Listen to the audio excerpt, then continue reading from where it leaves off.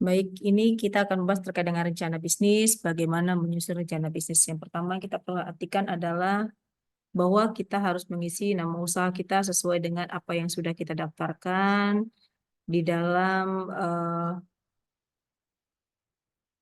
pendaftaran yang sudah kita lakukan, baik dalam menyusun nama usaha atau juga merek dagang. Jadi sesuaikan dengan nama usaha kita. Lalu tambahkan dengan logo. Nah, jika belum ada nanti kita buatkan dan kita sesuaikan sesuai dengan kebutuhan usaha. Jangan lupa masukkan nama penyusun di sini. Siapa yang menyusun? Biasanya yang menyusun adalah yang punya usaha. Jabatan kita tentu nanti kita buat adalah direktur, baru alamat lengkap perusahaan, nomor telepon, fax, email, situs web, dan seterusnya. Kemudian, pertama sekali yang kita bahas adalah terkait dengan ringkasan eksekutif. Ringkasan eksekutifnya terdiri atas data perusahaan. Di sini ada nama perusahaan, bidang jasa, jenis produk, alamat, nomor telepon, email, bank, bentuk badan hukum jika ada, terus NIB, nomor induk berusaha. Nanti nama perusahaannya harus disesuaikan dengan NIB. Jika belum ada, nanti kita daftarkan karena NIB sekarang sudah langsung bisa didaftarkan secara online di laman OSS khusus untuk pengurusan NIB. Lalu NPWP, BRT, Halal ID, BP POM jika ada. Kemudian isi biodata pemilik atau pengurus, karena kan biasanya di sini data perusahaan itu melekat dengan satu pemilik. Misalkan pemiliknya adalah Ibu Nirma, maka terus di sini Ibu Nirma. Jabatannya, tempat tanggal lahir, alamat tentu sesuai dengan KTP, nomor induk kependudukan, nomor HP, email, dan pendidikan terakhir. Jangan lupa di sini jelaskan dulu tentang deskripsi perusahaan, sejarah perusahaan, misalkan perusahaan kita bergerak di bidang kuliner, kemudian sejak kapan, dijelaskan visinya apa, misinya apa, visinya misalkan menjadi pengusaha dimsum sehat di Kota Medan yang profesional dan sejahtera. Nah, itu adalah visinya. Misi, silakan kita susun dari hal tersebut, misalkan menjual secara online, kemudian menjual langsung, dan seterusnya. Bagaimana kita mencapai visi kita. Baru tujuan usaha, jangka pendeknya apa, jangka panjangnya apa. Struktur perusahaan kita buat dalam diagram. Siapa, misalkan ada direktur, ada sekretarisnya, terus ada anggota, kita susunkan. Konsultan pendamping itu jika ada. Jadi misalkan Bapak Ibu berada di binaan Koperasi Sinergi, nah, produsen sinergi, berarti otomatis boleh ditulis di nama perusahaan konsultannya atau siapa yang mendampingi kita, kapan mulai pendampingan hingga eh, jangka waktu pendampingan kita eh, tetapkan atau kita tuliskan secara rinci.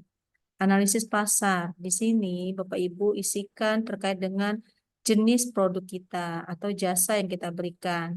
Nah, jelaskan secara rinci terkait dengan setiap komponen yang memberikan nilai tambah, serta sisipkan foto produknya. Di sini Ibu jelaskan saja nanti atau Bapak jelaskan saja sesuai dengan kondisi produknya. Baru apa yang menjadi keunggulan produk kita? Misalkan kita usaha kuliner yang tanpa bahan pengawet. Nah, kita buatkan di situ. Kemudian bahan-bahannya premium, bisa antar, kemudian melayani retur. Jelaskan itu merupakan keunggulan. Jadi keunggulan itu bukan hanya keunggulan pada produk, tapi juga keunggulan pada pelayanan dan yang lainnya yang menyatakan bahwa itu yang membedakan kita dari produk kita dengan produk luar. Terkait dengan gambaran pasar. Gambaran pasar berarti berisi tentang data nilai penjualan kita. Boleh kita buat nanti dalam konteks data harian, kemudian kita jelaskan atau data bulanan atau data tahunan tergantung dari kebutuhan kita bagaimana terkait dengan gambaran nilai penjualan tersebut. Jika ada kenaikan, kita jabarkan. Jika ada penurunan, kita jabarkan. Lalu kegiatan pemasaran dan promosi yang sudah dilakukan. Misalkan Bapak Ibu melakukan personal selling dengan cara apa? Apakah ada secara online ataukah secara tidak online, itu boleh dijelaskan.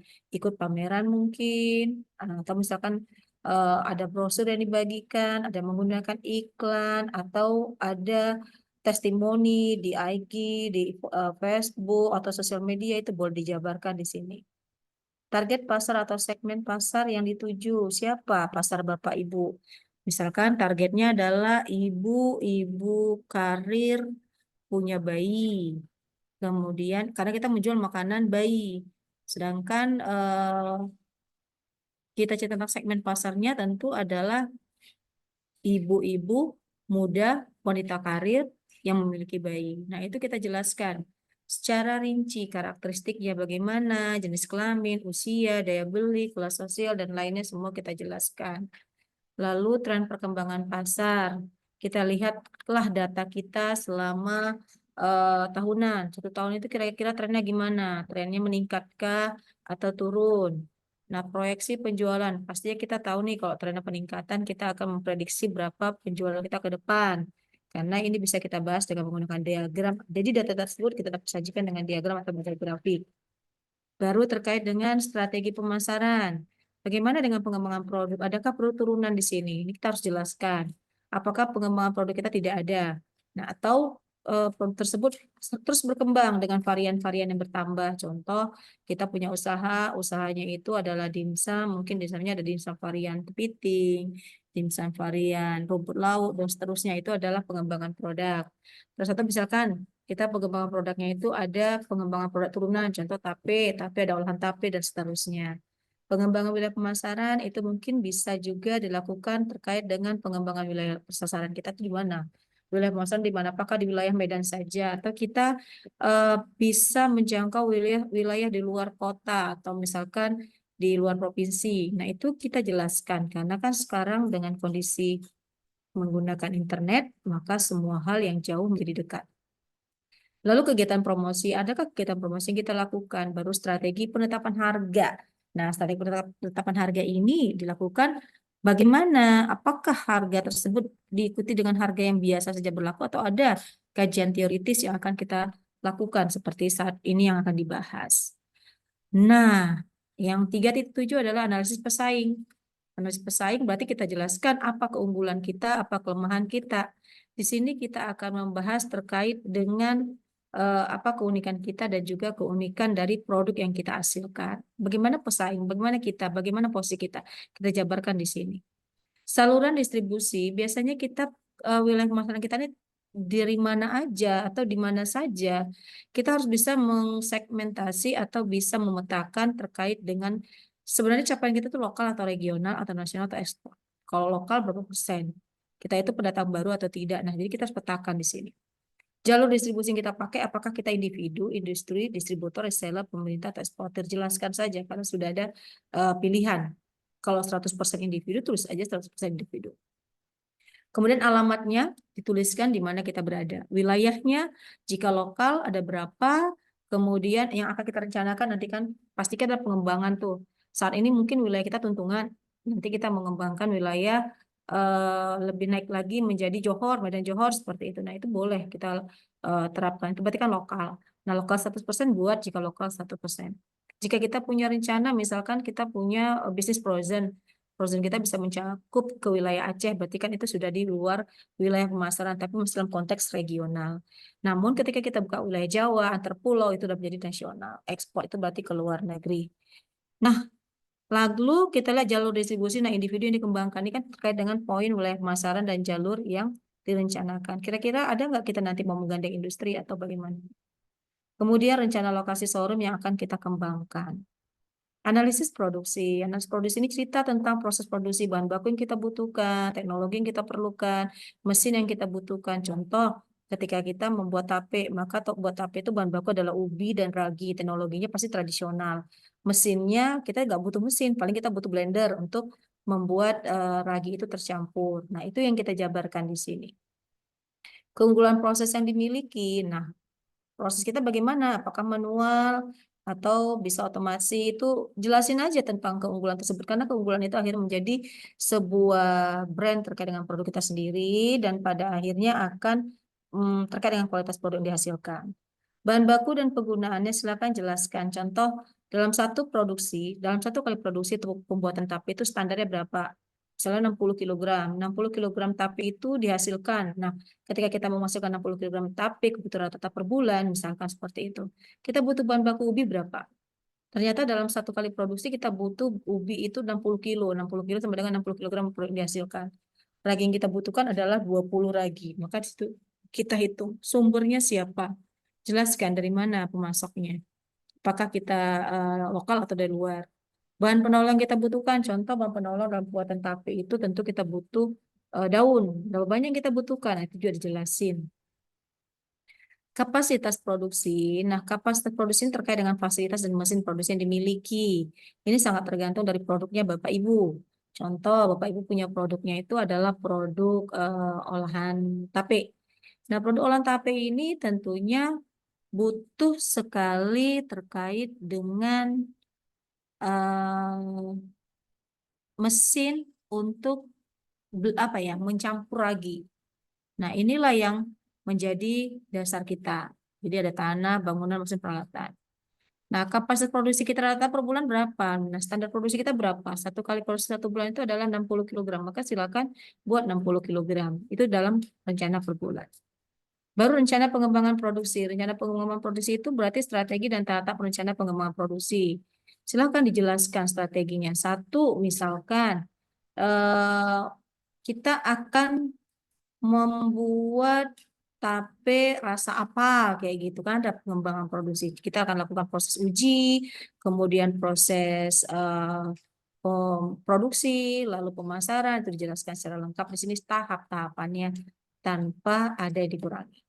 Nah, jika punya rencana penambahan fasilitas dan mesin produksi, silahkan ditambahkan di dalam tabel. Misalkan butuh apa, jika dia variannya berubah, ada nggak butuh alat baru. Kalau nggak ada, ya nggak usah diisi. Harga satuan dan total. Jika tidak ada, nggak usah diisi. Lalu target kapasitas produksi juga kita isi, ya. Ini akan menjadi sebuah pertimbangan. Maka jika terkait dengan masalah produksi sudah selesai, kita akan masuk ke sumber daya manusia. Poin 5 adalah membahas terkait dengan sumber daya manusia. Usaha kita itu butuh atau punya tingkat tenaga kerja itu tingkat pendidikannya mana aja. SDK, tidak lulus, dan sebagaimana eh, sesuai dengan kondisi yang kita butuhkan. Contoh ya memang jika dia D3 ya buat D3. Berapa banyak silahkan ditulis di sini. Nah, jika sudah selesai masalah tersebut, maka yang kita butuhkan adalah cerita tentang departemen yang kita butuhkan di dalam usaha kita. Kita butuh manajemen. Jadi berapa orang yang kita butuhkan di bagian manajemen. Bagian produksi, yang produksi barang berapa orang, pemasaran berapa orang, administrasi berapa orang, keuangan berapa orang. Jadi bagian departemen ini adalah distribusi dari tenaga kerja yang berdasarkan tingkat pendidikan tadi yang kita butuhkan. Nah, maka letakkan di sini. Keunggulan dan kompetensi SDM yang kita miliki. Kadang kalau kita punya usaha, kita butuh kompetensi tertentu. Contoh, menjahit. Menjahit itu harus pandai jahit tentunya. Dan payet. Payet itu harus yang memang punya kompetensi payet. Maka silahkan jelaskan di sini kemampuannya. Kalau sih contohnya misal keahlian komputer. Kalau kita misalnya keahlian payet, jika kita punya usaha di bidang konveksi seperti itu. Jadi sangat tergantung sekali terkait dengan usahanya. Analisis kebutuhan dan pengembangan SDM jika ada. Kalau nggak ada ya nggak usah. Kalau kita masih usaha kecil, biasanya kan kita nggak butuh. Jadi ini bisa diabaikan. Jadi diisi ketika dibutuhkan. Rencana kebutuhan pengembangan SDM nanti jika kita butuhkan. Kalau nggak ada dikosongkan saja. Silakan dikosongkan di sini. Rencana pengembangan usaha. Nah, tahap-tahap pengembangan usaha ini disesuaikan dengan bagian 3, 4, 5 yang di atas kita bahas ya. Bapak Ibu, jadi dari bahan baku, peralatan, SDM disesuaikan dengan itu. Nah, strategi pemasaran kita jelaskan terkait dengan uraian, strategi, jenis, kemudian kegiatan ya, kegiatan. Lalu selain kegiatan tentu kita bahas juga kegiatannya yang dilakukan ya, kegiatan yang dilakukan seperti ini. Baru setiap tahap dia jadi harus rinci. Baru strategi organisasi dan SDM, kita jelaskan strategi kita, jenis kegiatan yang akan dilakukan dalam kegiatan usaha kita secara tahap demi tahap. Strategi produksi ini juga harus kita jelaskan sehingga pada akhirnya kita tahu nih apa yang harus kita lakukan dan apa yang harus kita persiapkan. Lalu uraikan strategi terkait dengan keuangan jika kita punya modal sendiri, apakah kita pinjam, ini semuanya ada di sini. Baru tahap-tahap pengembangan usaha. Nah, bagaimana pengembangan usaha kita terdiri atas kegiatan-kegiatan sesuai dengan rencana pengembangan. Kalau kita ingin kembangkan, pasti tentu kita kembangkan. Contoh, menambah jumlah produksi. Di bulan keberapa? Diisi di sini. Bulan 6, 7, terserah kita lakukan. Ternyata kan kita punya volume penjualan naik, maka kita bisa buat kegiatan tersebut sesuai dengan usaha kita. Apakah penambahan produksi, penambahan varian, kita jelaskan di sini tahap-tahapan pengembangan usaha dan kapan dilakukan atau bulan bulan keberapa dilakukan. Nah, yang ketujuh, analisis keuangan. Di sini kita harus masukkan laporan keuangan. Nah, laporan keuangannya sederhana aja, Bapak Ibu.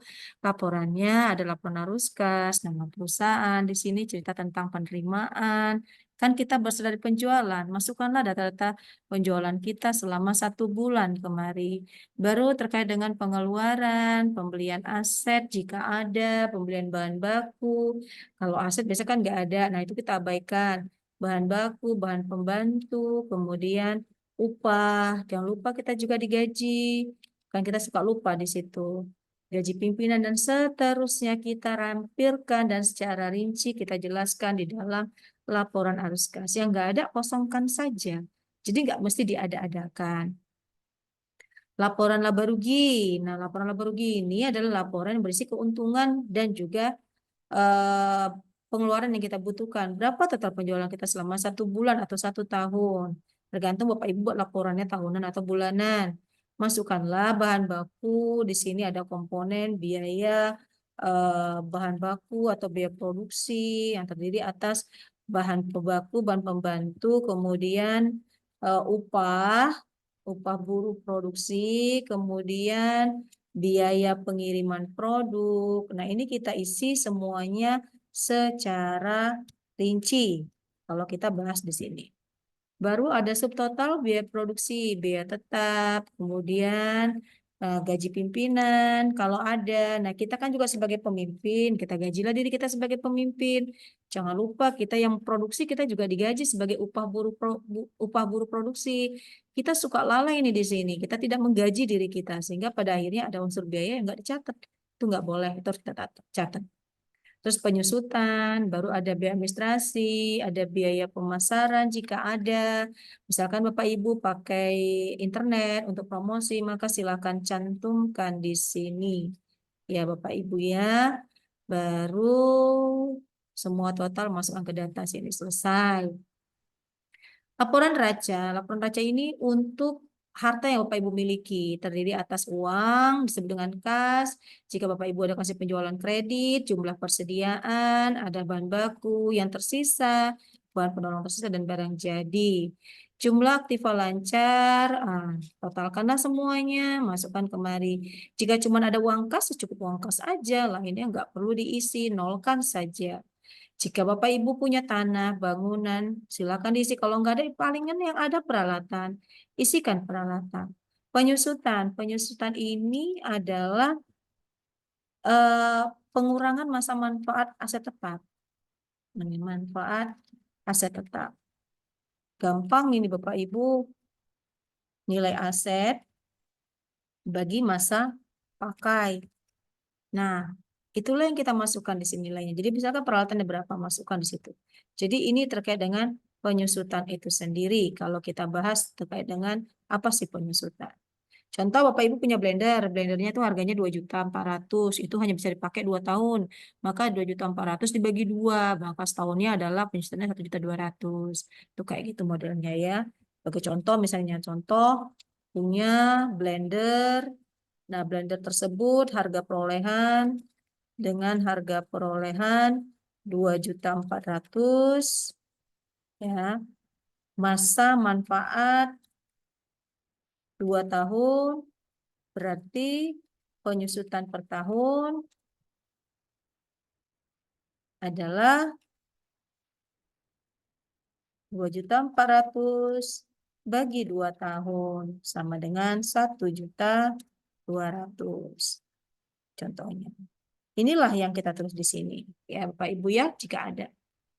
Terus hutang jangka pendek jika ada, kalau nggak ada abaikan, pinjaman jangka panjang jika ada, kalau nggak ada abaikan, modal berapa yang diserahkan kepada perusahaan untuk usaha.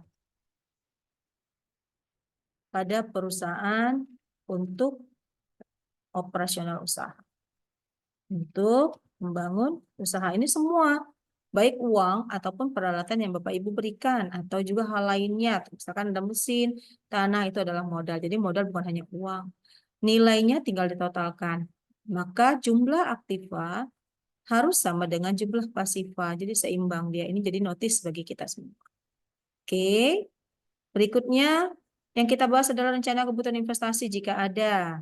Misalkan Bapak Ibu ternyata butuh mesin. Nah, tulis aja di sini kebutuhannya. Jadi nanti mungkin ada bantuan dari pemerintah.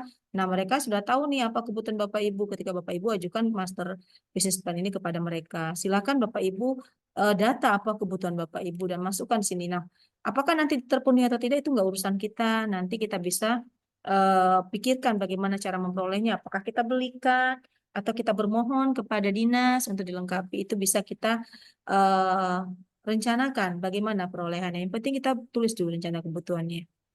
Di sini kita akan sesuaikan dengan bagian pengembangan produksi. Karena kan Bapak Ibu misalkan ingin menambah jumlah produksi. Berarti kan kalau menambah jumlah produksi butuh mesin dan segala macamnya. Itu kita tambahkan. Jadi tentu kita harus melihat ke atas di rencana pengembangan produk dan di rencana lainnya. Baru rencana arus kas, laporan arus kasnya ini rencana. Kalau kita buat pengembangan produksi, tentu akan bertambah menjadi rencana arus kasnya, ya. Nah, isi aja rencana penambahannya di tahun-tahun berikutnya. Oke, ini misalkan kalau kita dari tahun 2023, maka berapa tahun 2024, ya kan?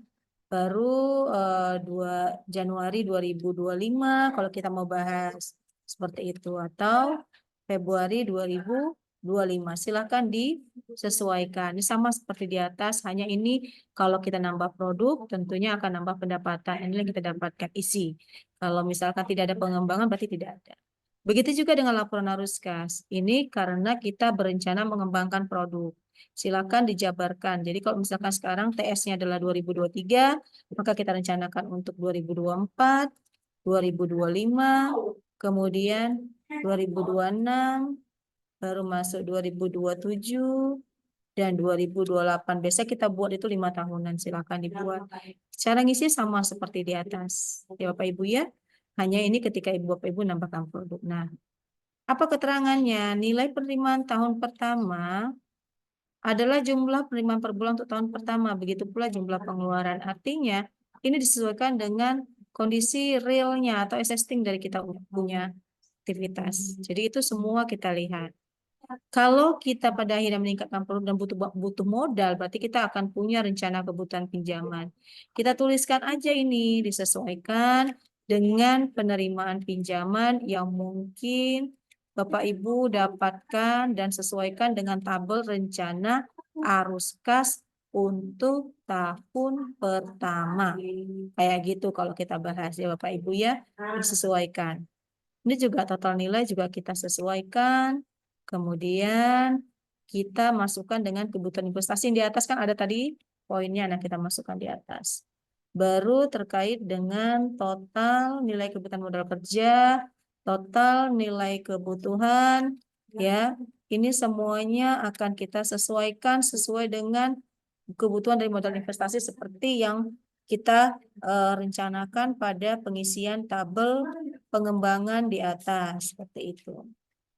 Lalu rencana pengembalian pinjaman juga kita jabarkan. Ini semua harus Bapak Ibu sesuaikan dengan berakhirnya pembayaran, kemudian disesuaikan juga dengan angsuran pokok ya, angsuran pokok pada perencanaan arus kas yang Bapak Ibu telah tetapkan di atas. Masa tenggang pembayaran juga jika ada silakan dijabarkan, kemudian diisi secara lengkap. Jadi semuanya terpenuhi secara rigid. Agunan yang dimiliki, jenis agunan jika punya, sertifikat keterangan lain silakan ditambahkan. Analisis dampak resiko. Nah, resiko jika Bapak Ibu punya usaha yang berisik, yang akan menimbulkan polusi suara, jelaskan. Atau menghasilkan limbah juga dijelaskan di sini. Apa dampaknya? Jika tidak ada, ya nggak usah, abaikan saja. Ya. Nah, lampiran yang dibutuhkan, Sertakan dalam laporannya adalah foto identitas pemilik usaha, foto kelengkapan perizinan usaha, peta lokasi usaha, foto produk, dokumentasi produk.